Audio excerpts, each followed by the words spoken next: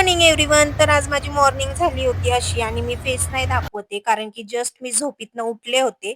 उठल्यानंतर मी ते केस बांधायला घेतले आणि माझे केस ना खूप डॅमेज झाले आहेत. तुम्हाला जर चांगलं कंडिशनर माहीत असेल तर मला लवकर कमेंट करून सांगा. केस वगैरे बांधून झाल्यानंतर मी गेले होते फ्रेश व्हायला आणि फ्रेश होऊन झाल्यानंतर आले किचनमध्ये. तर आमची लाईट ऑफ होती सो मी ऑन केली आणि मम्मीने इथे दूध ऑलरेडी तापवून ठेवलं होतं. तर मला आता फक्त चहा बनवायचा होता. तर मी वेळ न घालवता पटकन चहा बनवायला घेतला आणि इथे बघा किती मस्त चहा उकळत आहे. तर 5 मिनिटं चहा उकळून दिला आणि त्याच्यानंतर त्यामध्ये मी दूध ॲड केलं. दूध ॲड केल्यानंतरही मी 5-10 मिनिटं चहा मस्तपैकी असा उकळून दिला आणि मला ना सकाळी चहा लागतोच. मला खूप सवय आहे सकाळी चहा पिण्याचा.